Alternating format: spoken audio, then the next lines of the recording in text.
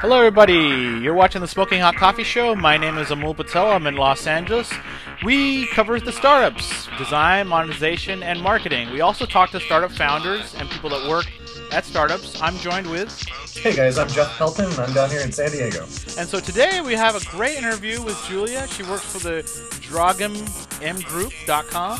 And so tell us a little about what do these guys do, Jeff? They do a whole bunch of stuff, right? They're kind of an incubator and have teams of talent, but have projects in a lot of different verticals, right? They have a social network, I guess, that is a powerhouse in Latvia, has most of the people there on that network instead of Facebook. Right. And then they have a few other projects, right? Like conversionsbox.com is a new one they have, DeskTime. Is a time tracking software. Right, so and then in startup stuff, right? There's startup vitamins. There are these posters with great motivational quotes. And BeHappy.me, I think, is another one. So this is a big incubator out of Latvia. So we've got about 100 developers, 100 plus working in this building. And they've got many products. And according to Julia, all of them are making money. So it sounds like a great model here to be asking her about. She talks a lot about how they're driving traffic to all their products, and one of the go-to technique is content marketing. Content marketing. Yeah, content marketing. Basically writing articles, writing blog entries with keywords in the titles, and trying to get the traffic from the search engines, and also placing these contents, these articles on the big tech blogs, other big blogs, and whatever the vertical that they happen to be marketing in. And she gives us some great insider tips. Jeff, what do you have to say? Yeah, she gives us great examples of how to do it. But for our audience that doesn't know, there's two main reasons I guess you would take this approach. And first one is SEO. So when people are searching for you by intent, they find you. Like, how do I, do some track time or things like that. And then on the other half, it's also just a great way to directly connect with your audience, right? You kind of build out your voice, you establish this brand, and it's link building, right? So you're sort of slowly over time increasing your reputation. So there's just many reasons why this is a great approach to take. And I love to tell everyone to start their business with a blog. And so Julia just gives us some really invaluable advice on how to go about that. Yeah, so she's an expert in this area. She actually has gotten really great articles placed in some of the top tech blogs. We've got ReadWrite, which is one of the big tech blogs. I think she's gotten placed in even like business blogs, like Forbes, for example. I mean, we're talking these are some big heavy hitters. And VentureBeat, yeah, definitely. And so she talks about how she gets to what her selection process is for the blogs, how to reach them, how to pitch them, all of that. And you're going to get that in this episode. So if you're a startup and you don't have a lot of money to throw around with advertising, this is a fantastic way to get organic traffic to your startup and start converting that traffic. So, yeah, just another great thing that all the startups watching should definitely take advantage of. All right, great. So their blog and reaching out. Yeah. So without further ado, let's cut to the interview. Okay, here we are with Julia from Startup Vitamins. Julia, thanks for being on the show. Tell us. So you're Canadian. What are you doing in Latvia? Well, right now I'm working for the Draugiem Group. Draugiem, as North American would put it, and we're essentially an incubator for different startups, as well as the home of the biggest Latvian social network. Really? Okay, so now I remember checking out the site. So this is an incubator. How many companies do these guys have? Is it just only part of the group, or do they have external companies? Right, well, it's all under one group, but within that group we have 16 companies. Wow, 16 companies. 16 projects, okay. So how many people are in this group? Somewhere around 110 now. Wow, that's a lot of people. Well, okay. So what are the big notable? Are there any notable products that have come out of this group so far? Right. Well, the majority of the most notable projects are Latvian, so you will not have heard of them. Okay. Some of them are the national social network, so it's essentially the Facebook of Latvia. Is that right? Okay. A Groupon type thing. Okay. But of the projects that have been going more international, we've got Startup Vitamins, we've got DeskTime, which is a time tracking productivity software. We've got BeHappy.me, which is happy, inspiring quotes on different kinds of products, T-shirts and posters. Yep, that's how I found out about you guys. Yeah, I Really? think that was the first site we covered. Yeah. Cool. Yeah. So okay. So wow. So there's quite a bit there. Are these products making money? I mean, how, are these guys funded? Tell us more about that. Yeah, well, because we're under the umbrella of the Latvian National Social Network, they're kind of our angel big brother, and they're essentially what keeps us floating for the few beginning months until we get the ball rolling. Is this a public Okay. project or for the country, or is this a private thing?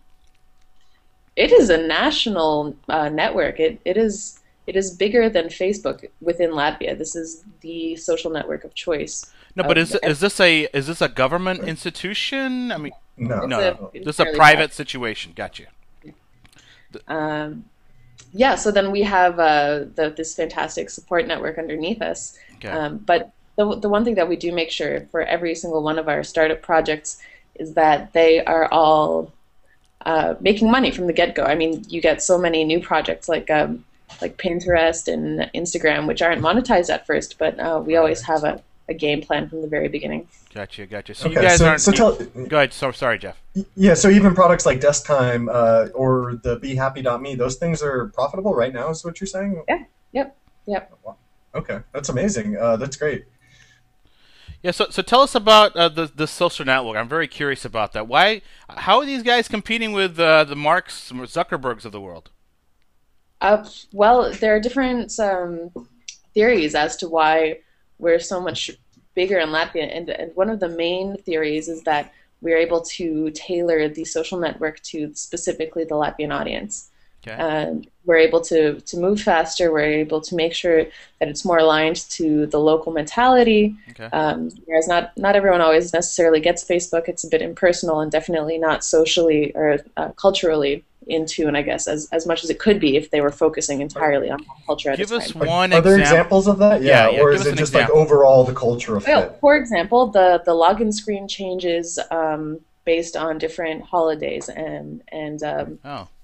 we have Latvian holidays.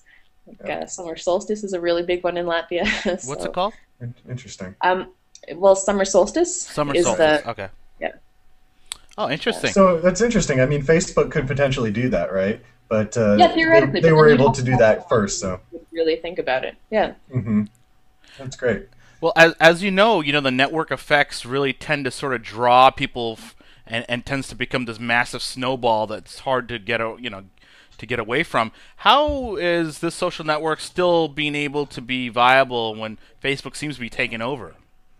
Well, let's start with the fact that the Draugiem network was first to market. It was available to the Latvians before Facebook was ever made available. Okay. This Okay. year we're celebrating our 9th year of existence. What? How many users do you have? Any numbers on this? How many what? How many users? How many people are logging in? 1.2 million, and that's a daily login. Wow. And if which is a big number if you compare it to the population of Latvia, which is 2 million. Oh wow! Holy cow! Half the country's logging into this thing Yeah. Daily. daily. Logging in daily. Wow, that's amazing, actually. Yeah. So do you have to be in Latvia to use this social network? No, you don't have to be in Latvia. Okay. They're international users, but the catch is that you have to have an invite. You have to know okay. someone on the network to get Okay. in. Oh, that's cool. Gotcha. All right, so tell us about another big successful product you guys have pumped out. Right. So recently we're really celebrating Startup Vitamins, which has been getting a lot of attention from really big brands. We've got big offices that have been ordering our posters. Okay. The posters have kind of very in-your-face, also almost make universal meanings. We've got one of our favorite posters is the "Get Shit Done" poster. Which really Get shit done. anyone. I would Like love that. it. Definitely. Yeah. Do you have any coffee is for closers posters for? No, we don't, but that's We're, definitely an talking about option. some of these. Yeah, coffee is for closers. We gotta work on that one. Quotes. Yeah. That's cool. So how many people are? So this is profitable. People are ordering posters. Is it just a lot of startup companies, or are these just entrepreneurs in general? Actually, startups. I mean, though we thought that startups would be the niche that we're getting into, they only represent something like 1% of the people who are ordering. Wow. Right now, we're actually just generally any company. Okay. Recently, we've had orders from Google, from Zappos, Wow. from Facebook even. People from the Facebook office have ordered our stuff. That's so cool. That's Yeah. great. I love it. I So love the it. So product's working. I know you've got the whole Be Happy bit where you kind of create your own. Tell us about that a little bit. Hmm. Right. So So, Be Happy is a place that just collects a lot of really cool happy quotes. The idea is to make them as shareable as possible. If you find a quote that you like, you can get it on a product, a T-shirt, a poster, a frame. And if you don't find anything you like, then you can create your own. And Okay. then there's the entire generator where you can put in whatever your message is. It doesn't have to be even happy. If you just have any kind of text Right. that you want to get on a T-shirt, then that could serve that purpose as well. Gotcha. I thought what was really clever about that was that you had a sort of a way of exporting out Facebook sort of, the poster that you put in Facebook for your profile and stuff. yeah, there was some tricks there that were pretty cool. Yeah, yeah. So tell us, what are some of the challenges that you guys have seen with these startups? I mean, they're all profitable, or you said they're profitable, which is, I mean, that's Great hard success. for most startups to get to. So how do you guys do it? What's the magic? Yeah. What is the Well, secret sauce here? Talk to us. the idea is getting your product under as many eyes as possible. Okay. And not just any eyes, not just any push advertising will do, but you have to get the audience of other people. You want to find people who are interested. That could be a daily deals type of thing. It could be getting some influential blog. It could be, I mean, really, the secret behind Be Happy has been the shareability of the quotes. And then we've got the watermark of the BeHappy.me at the bottom. Okay. And anyone who shares the quote, they know where it's coming from. Okay. What about like for Pinterest. the time tracking product? Like, how did you guys get that profitable? What was the secret sauce there? Buying a lot of traffic? Was it a lot of bloggers? What is it Yeah, that's no, really?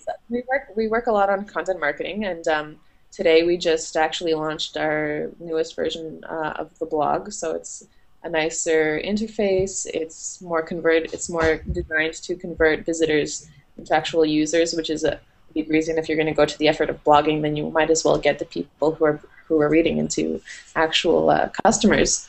So the blog is something we really put a lot of effort into. So this is a pretty large company. What's your role in this group? I essentially manage the content marketing for all of the projects. Oh, awesome! So this is definitely your cup of tea here, or your cup of it's coffee, rather. All right, so my content marketing. Let's talk content marketing because yesterday we had a really great interview with an email delivery engagement startup, and then a couple of days before that, we're talking to some other people about retargeting, and obviously being able to capture people from search engines using blogs or using article writing is a big strategy. It's a long-term strategy. It tends to take a long time. What is the top 2 or 3 things startups should be doing with respect to content marketing to really increase their chances here?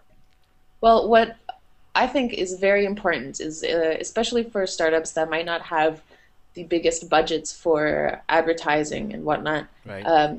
The biggest thing to do would be to make your product findable. So if a person decides, for example, we've got the time tracking productivity software, Yeah. we want to make sure that if someone decides that, hey, my business could profit from some time tracking, then I'm going to make sure that if they Google those keywords, they're going to find my company. Okay. Right. So that is a lot of search engine optimization. That's Okay. a lot of link building. That's customizing keywords on your blog, your landing page. Okay. It's making yourself available on social networks so that people see that you exist. What tools are you guys using? What's a good tool for the keyword research bit? Google. Yeah, you're just Google. using. Right. What we do is we do a lot of link building. That's where the content marketing comes Okay. into play. So, Okay.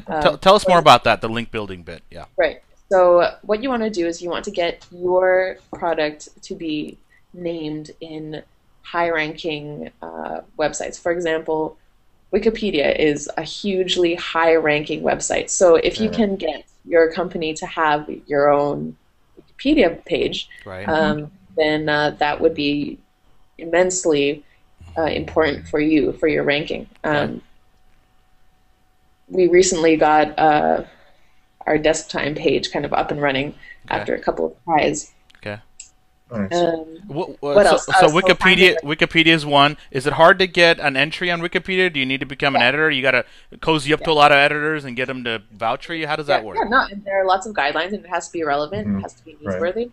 So really, you can only do that once you build up some sort of credibility online that you can reference to afterwards. Okay, gotcha. All right, so that's one. Right. So Wiki's one. What's another one you recommend? So if you don't have that, then what you want to do is you find high-ranking other blogs or websites. TechCrunch and Mashable are big ones. Chances are that as a really small startup, unless your product is absolutely fantastic, you're going to have a hard time getting in there. Right. What I've started to do is I've started to guest post in as many blogs as possible. Okay. Create a fantastic, very relevant, insightful article, which they will be happy to post. Okay. And then the author bio. Julia is from the Draugiem Group or from DeskTime, from Startup Vitamin. Yeah. And then that way you get your link into a very high-ranking website. Okay, so guest posts is a great little technique. So, and with your guest posts, how long are these posts? When you say this insightful, awesome article, are we talking 1,000 words, 500 words, lots of citations? Can you give us a little bit of a template here? Well, it definitely depends on the blog itself. What I usually do is I target a blog that I'm interested in getting into. Okay. Then I take a look at the style of writing, the kind of stuff that they write. Okay. For example, what is the tone of voice that they use? How formal are they? How informal are they? For example, for The Verge, they have very scientific, very technical, very developed, very long articles with very little images and so on. Yeah. So you know that's the kind of way that you'd have to write for The Verge. But for example, so let's take The Verge for example. So you would write this, you would write it out. You'd research them. You'd write out the whole thing. How long would something like a Verge article take you? Let's say. A while. Yeah. A few days for sure. And really, the key is the editing process. Okay. So for me, I write up maybe a skeleton, then I fill up the meat for a few days here and there. Okay. Let it sleep for a while, and then return to edit with a fresh set of eyes. Would you say 2 or 3 days, a couple of days, a week, 2 weeks? I'd say a week is a general, a fair assessment of it. 1 week for one article, but if you get in an Verge, that's a huge hit, obviously. For sure, totally. So how do you, are there any tricks in the content to tie it back to the original intent? Like you said, the goal is to have people on Google find you, right? So what are the tricks in the content, and how'd you get into The Verge to begin with, right? Did you reach out to them? I haven't been in The Verge. I recently. Okay. But for instance, a guest post. How do you? Yeah. Okay. So what you would do is, in terms of the Google ranking, you want to link at least somewhere to your product. You want to make sure that the content is relevant to your product itself. So I'm not going to write a really technical blog and then say, hey, check out Be Happy Me, because that's probably not the same audience. So it has to be somehow linked.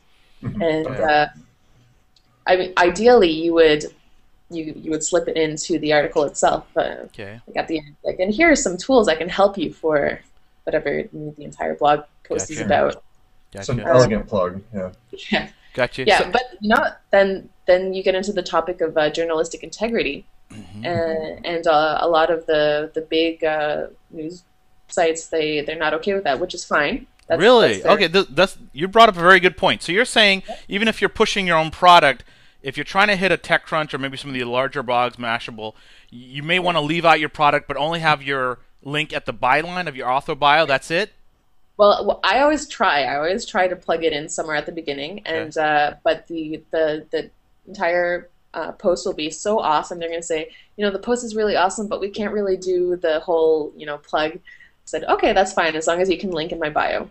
Wow. Yeah. Okay. So give us an example of a big blog that you're able to you got something placed in. Okay. Well, recently I was in ReadWrite.com. Wow, ReadWrite. Oh, I love those guys.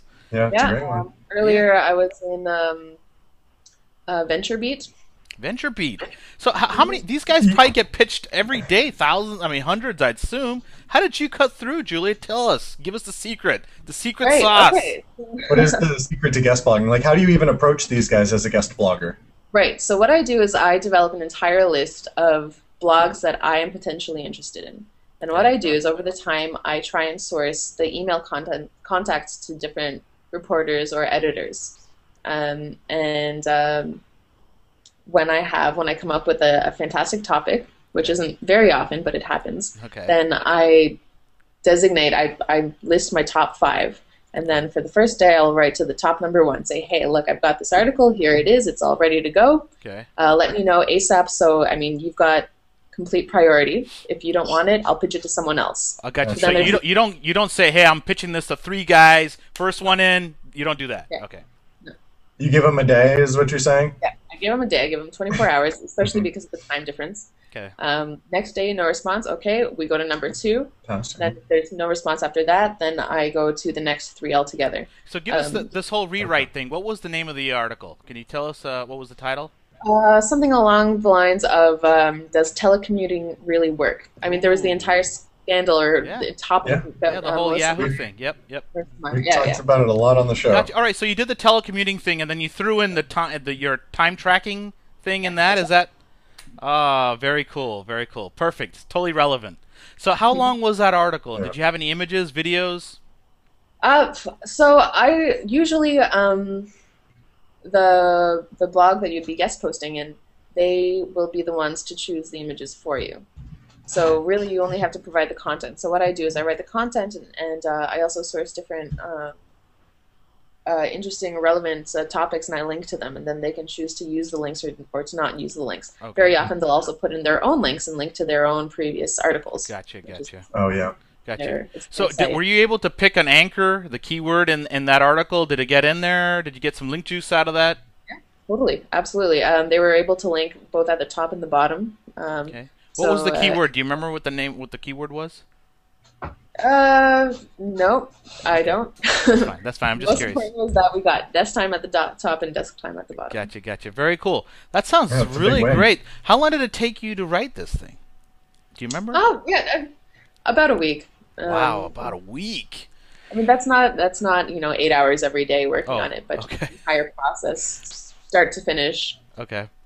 Yeah. You spent time thinking about it and refining it, and like you said, that topic. I mean, we talked about that on the show for probably weeks, and we still are talking about it. We like to ask everyone that we have on the show now, like, what do you think about remote working, and where you are physically in location, because it matters, and it's very interesting topic for everyone. Absolutely.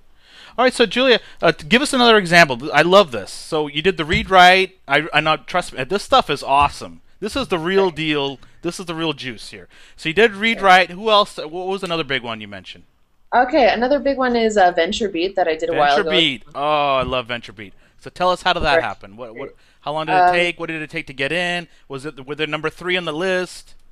Right. So with VentureBeat, we've got an office full of very technically advanced people, and they approach me with their trends, or I talk to them, and this one trend is that we kind of noticed was how kind of infographics are becoming old. Okay. I mean, they were so incredibly hyped up for a while. They're becoming old. And we decided that they are being replaced with something that I coined this term. That's really exciting. They're being replaced by web graphics. Web graphics. Yeah. What's the difference? So the difference is that the web graphic is actually an entire website that you just scroll through it, and then all these different information pops up. It gives you the opportunity to narrate things. It gives you the option to actually link directly to different, like, your sources if someone's interested in it. And the idea is that it's better because you can use that to convert your visitors. Like, at the bottom, you can put a click here to see. I don't think I've ever seen anything like this, Jeff. Is this like a website tour? Have you seen anything? It sounds like no option. Or if you go to VentureBeat and search webgraphics, you'll find my article. All right. Well, there you go. We'll have to check that out. Yeah, we'll have to check All it right. out. So tell us, how long was that article? How was it hard getting in? How did this fit with your products? Right. So, you know what's difficult with gauging blog length? The fact that you can't really give it in pages because it just scrolls for a really long time. Okay. I don't know. It's difficult to say. I'd say moderately long. Okay. All right. Fair enough. And how hard was it to get in there? And what products did you use to? And how were they on the list? So again, it was just the targeting a few blogs that I had decided could be potentially interested in this. Okay. VentureBeat was my absolutely number one. Okay. I wrote to them and I got a response saying, "Yeah, we would love to run it." Oh, that was it.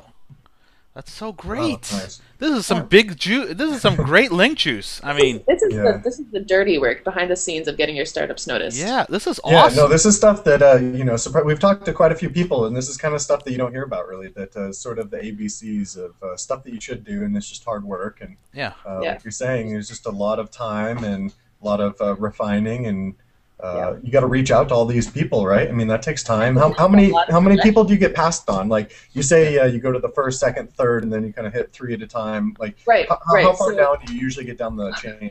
It really depends on the quality of what you're writing. I mean, I've had a lot more success when I've already written the article and when I am convinced that it is very high quality stuff. Okay. So that usually gets picked up. Wait, hold on a second. So you're saying you pitch people even though you haven't written anything? Am I hearing that right? And then there's that option. Then the other option is saying just like the general pitch, like the reporters and journalists, they get hundreds of these every day. It's exactly. Saying, hey, you should really write about my product. And they're going to say, whatever. Yeah, who are you? Delete. But I'm going to go straight to them and say like, hey, look, this topic is relevant and my product kind of helps out with this. Okay. And then already, I mean, the guesswork is done for them. They don't have to think about it. They can just copy it in, and it's extra content for them. Well, so obviously TechCrunch is the big daddy. Mashable is the big daddy. What does it take to get in there? Right. So I recently pitched an idea to TechCrunch, and it was kind of greeted with a good kind of nice, positive feedback. Really? So it wasn't thanks, but no thanks? Well, no. Wow. So a big thing about pitching these really, really big websites is creating personal connections with the reporters. So what I had done is I had checked out who is writing about the kind of topic that I'm interested in getting in. Okay. I follow them. I follow them on Twitter. I interact with them. Gotcha. And what's most important is every once in a while, this is specifically TechCrunch Europe. Okay. Because it's a little bit of a closer niche. Gotcha. All right. Work the European angle. All right, I get it. Yeah. And what I would do is every once in a while I would write to these specific European writers and I would give them updates of just general things that are going on in this region of Europe. Because I know that they're not based here. I know that they might not. Oh, that's awesome. Yeah. So they don't know what's going on in Latvia. You're there on the ground. Yeah. So that way you kind of create yourself as a trusted source, someone who isn't just going to be deleted and kind of shoot off. Yeah. Oh, awesome! Julia's writing to me. Maybe there's going to be some more cool stuff that I don't know about. Gotcha. Yeah. So what you're saying is you provide a lot of value.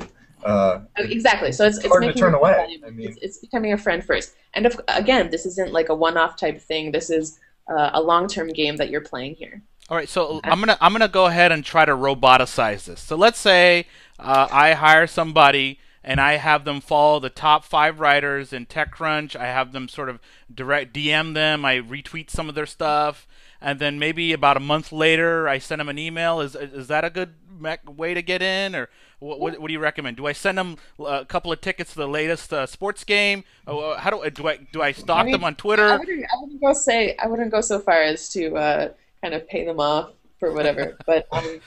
Really, definitely providing value, giving them stuff that they might not know about, something that you do know about. Okay. And then every once in a while, slipping in your own stuff. Okay. The benefit for me is that I'm working with 16 projects at the same time. Right. So I have a wealth of different things that I can talk about. Gotcha. Wow, this is How very. Is that? does that give you an advantage? I mean, you have instead of just one product all the time, which Right. for most of our startups are just working on the one thing all the time, right? Right. Heads down. You kind of get to put your head Right. up and Well, connect the dots a little bit. Tell us a little bit about that. How does that help or hurt your daily it work? makes things really interesting because every day you're dealing with something new, something different, really fast paced. But then at the same time, there is the challenge of being an expert in all of these 16 fields. Right. If you're going to write a really fantastic article, then you've got to know the in and the out and the forward and backward, Yeah. upside Yeah. down. Um, Well, You no, have to this use is. that time tracking program. yeah, Yeah. I'm Yeah. actually Yeah. Exactly. All right. So you mentioned ReadWrite. What was another one? Another big one you got in? so ReadWrite, VentureBeat, then VentureBeat. there's the TechCrunch. Okay. Then there are a whole bunch of smaller blogs. Okay. How do And you how do you gauge which blog if a bunch of smaller blogs say yes? Do you run them through Alexa? Do you look at their page rank? Do you ask them for their stats? uh, no, because really, I mean, any link is good. Okay. Any publicity is something that we can use for our advantage. And usually, you can Yeah. gauge how big they are by checking their social media stats or their engagement rate. Because even if a blog is huge, then it's not very useful to us unless their engagement rate is high. Really? And How we've do got a you? lot. So what are the key metrics you're looking at here? Are it just I'm looking likes? at followers. Followers. I'm Okay. looking at followers. But followers can be bots. So Yeah. one of the first things I look at are how many comments are on our articles and how many. Ah, very good. Yeah, it's hard to bot the comments. I mean, at least Yeah. good-looking comments. There's a lot of body-looking comments, but all right. So give us an Okay, example of interesting. like what kind of number of comments you're looking at? Like 20, 30, 100? Honestly, just looking at qualitative comments, I mean, even if you've got 3 comments, and that's fine. I see that you've got an active group of people who are interested in sharing and participating, and that's fantastic. Okay. Of course, I'm going to put in more effort for more shares. I'm going to bring a different level of content depending on the site. Interesting. 'Cause Interesting. you have to evaluate what your own time is worth. For example, it might be worth putting a week into getting an article into VentureBeat, but maybe not so much to the next door guy who's got a blog. That brings up my next question: is how much time, honestly, is that next door blog worth? A day, half a day, So, and the next door blog is maybe someone who you'll actually just pitch the idea to, say like, hey, I think your readers might be really interested in this. Okay. Now, how much time should you spend on a next door blog? Is my question. In your opinion? I'd say maybe less time. I would be willing to say that it's more worth spending a little bit more time with less results to get into something bigger than it is to get a whole bunch of smaller ones. Got you. I mean, I mean, it depends. I mean, Yeah, it sometimes depends. the smaller Yeah, ones you're are right. fantastic. You're right. It depends on what your time is and all that stuff. So this is all towards link building, right? What other sorts of activities can we do besides guest posting? Right. To Well, help? social media activity is a really big one. Okay. For example, for Be Happy Me, Pinterest is the biggest source of traffic Pinterest. after direct searches and Google searches. Really? Wow. Even for techie products. Yeah. Really? I thought it was for mostly recipes and ladies, but okay, fair enough. Okay, well, I mean, right now, this is an example for Be Happy, which is Yes, Oh, yeah. an overwhelmingly female audience, Okay. which fits well with the Pinterest audience. Is that right? Interesting. Wow. Okay. Very interesting. And not to mention, So people who give have us a couple of big insider secrets on getting people to repin our stuff on Pinterest. Like how are you leveraging the Pinterest platform? Yeah, I mean the Honestly, content for Be Happy really seems ideal. Yeah, it's sharing stuff that is interesting to you. I mean, for example, for me, it's a lot easier to manage the Be Happy Pinterest account than it is for the Startup Vitamins Pinterest account, where the audience might be more techie guys, Right. neither of which am I. Um, Well, you're working with a bunch of techie guys, I'm assuming. Yeah.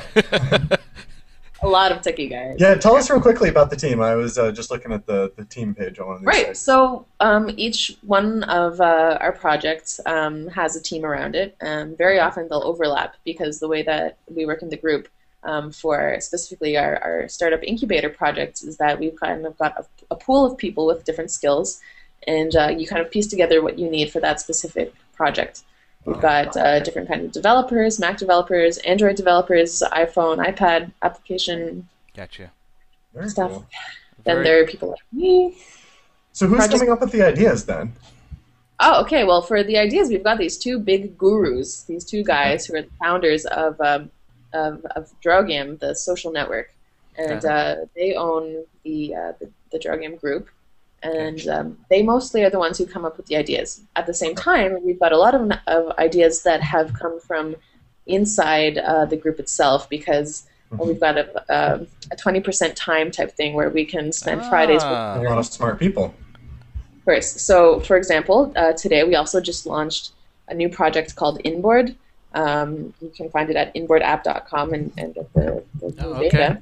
All right. And that's generally like a place to store your screenshots.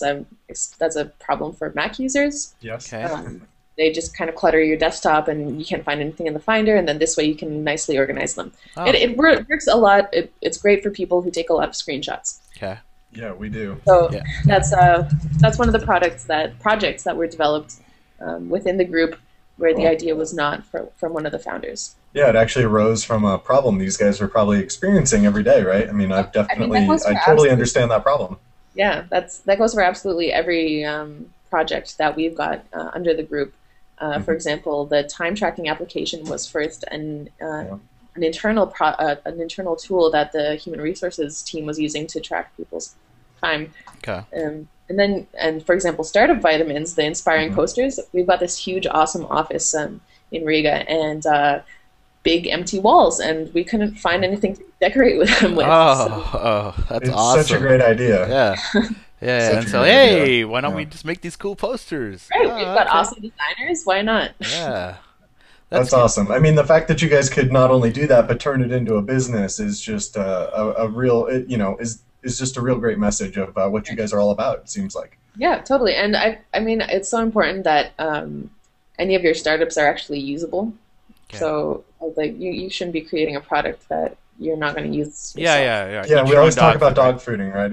And Exactly, yeah. So Julia, really quickly here. So, would you say content marketing is like the first thing, the go-to traffic generator for all of the products over there? Yes. Yeah. Undeniably, yes. And so, do you guys buy traffic, advertise? Do you do banners? We've done some experimenting with Facebook ads, Google ads. Okay. The thing that just the reoccurring theme is that they never bring as qualitative visitors as a piece of content would, because there you've actually got a real person who's really interested in reading what you've got to say. Gotcha. And whose problems might actually really be solved by your product. Right. So the editorial, that getting those people from these sites, these blogs to come over, is the best converting traffic you've noticed. Yep. Wow, that is awesome. That is really great. And obviously, That's even really startup important. founders with a low budget could probably bust this out if they can get into writing. Absolutely. It takes a lot of manpower, but it requires a budget of 0. So, all right. So let's say we do have a little bit of a budget. How much would these articles cost if I went out on the open web to find writers? What would you say? A couple of $100, $50? I don't know. I mean, you could go to freelancer.com. Okay. I've checked it out, and I've seen that. I mean, it's all kind of a competitive thing. I mean, you've got people who are copywriters or freelancers who offer their services at a certain price, Right. and usually there are a lot of international freelancers, like Philippines or Asia, Right. who offer their services at a very, very low prices. But it's unlikely that's going to get into TechCrunch. I don't know. I haven't tried the quality of it, but if someone does, definitely give me a shout. Let me know. Yeah, we'll try it and report back to you. I promise. Exactly. Me outsourcing my work. Gotcha. All right. So I do want to ask. So you're Canadian. What are you doing in Latvia? How did that happen? Okay. Well, so I'm half Latvian by heritage. Oh, okay. Grew up speaking the language. I went to a Latvian school on Saturdays. Is that right? Yeah, danced Latvian folk dancing. And then I realized that there was really nothing interesting going on in Canada. So okay. Wow. All right. The big world to find something a little bit more challenging, more interesting. And very cool. Well, yeah, I think he definitely found it over there. So your whole team, everything that you guys do is in Latvia? Yeah, well, for the most part, we've got the biggest part of our team in Latvia, and we've also got an office based in California, Santa Monica. Oh, Santa Monica! Oh, that's not too far from where I'm at. From a mall. Yeah. Right, well, you can go visit us. Oh, that's so great. Oh, wait, so you guys—that's right. You guys are out of Koloft, right? And there's somebody out of Koloft. Yep. So who is out of Koloft? That's one of our founders, and there's a small team of people who are actually producing the things that we sell on Startup Vitamins and Be Happy. So the posters are actually made by hand, usually by our co-founder. So in his office, making things. Okay, awesome. Well, I'm gonna have to definitely reach out to him since he's in the neighborhood. Yeah, totally. That's very cool. Yeah, absolutely. Yeah. All right, great. So if people want to get a hold of you guys, what's the best way to do that? You can reach me directly at julia@startupvitamins.com, or you can find our general group contact information at www.draugiemgroup.com. Okay. Or really any of our websites will have contact information, and you can find us there. We're awesome. Always very eager to respond and help and talk. We really appreciate it. I think you shared a lot of invaluable information with us today that all of our audience will, hopefully are listening, will make use of for their own startup. I mean, you guys surely are succeeding, and it's great that you guys are sharing your knowledge with us. Julia, it's unheard of that everything is making money. I mean, yeah, it's absolutely crazy. It is. Yeah, so far, it looks like you guys have got a good formula going, and so it sounds really great. And obviously, you're a key part of this. Yeah, I'm so happy to be also part of the development. It's so exciting every day. Yeah. All right. Cool. Very fun. Well, one of the things we're trying to do is reach out to some of our interviewees several months later to see how things are going. So we'll definitely be in touch. Yeah, I'll be around. All right. Well, thanks for being on the show. And if you want to reach out to these guys, definitely get a hold of Julia. Thanks again, Julia. All right. Thanks for having me. Thanks, Julia.